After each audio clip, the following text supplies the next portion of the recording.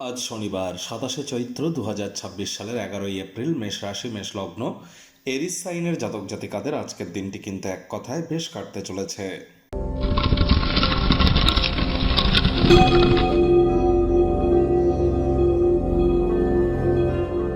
ভিডিওটির শুরুতেই আপনারা স্ক্রিনে দেখতে পাচ্ছেন শনি মহারাজের বীজ মন্ত্র ওম প্রাং প্রিং প্রং স শানিশ্চারায় নমঃ।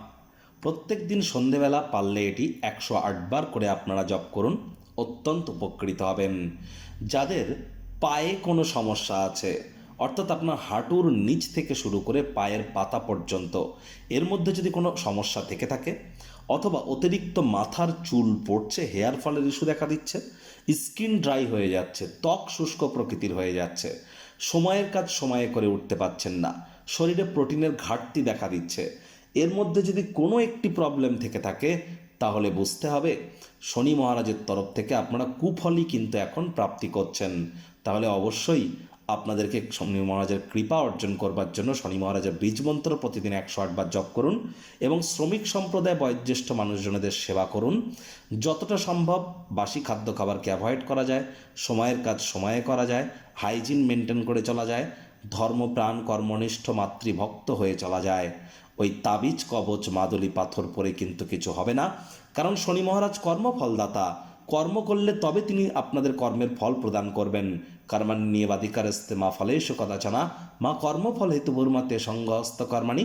তাহলে খুব খুব কর্ম করুন, কখনো দিবাস্বপ্ন তো দেখুন, তবে তার জন্য সেই পথে অগ্রধাবন করাটাও তো গুরুত্বপূর্ণ। হার্ডওয়ার্কের কোনো বিকল্প কিন্তু এ সময় নেই। ভাগ্য মিটার আজ আপনাদের বলছে 8/10, ভাগ্য আপনাদের অনুকূলেই থাকবে।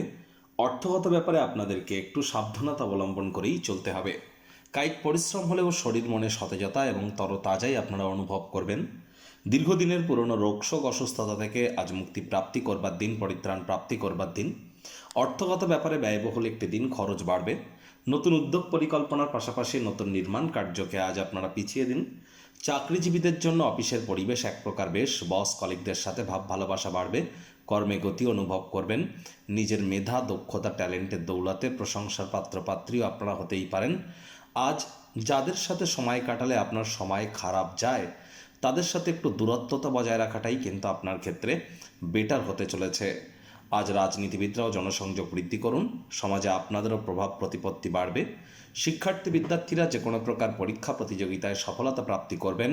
উচ্চশিক্ষার জন্য যারা বিদেশ যাত্রার কথা ভাবছিলেন, ভাগ্যদেবীও আজ আপনাদের পক্ষেই আছেন। সন্তান সন্ততি থেকে থাকলে তারাও তাদের কৃতিত্বের দ্বারা আপনাদেরকে গর্বিত অনুভব করাবে। হাউস ওয়াইফদের জন্য দিনটি এক প্রকার বেশ। প্রেমিক প্রেমিকা, স্বামী স্ত্রী দিনটিকে যতটা সম্ভব রোম্যান্টিক করে তোলা যায়, সেই প্রচেষ্টাই তো আপনাদের জারি রাখা উচিত।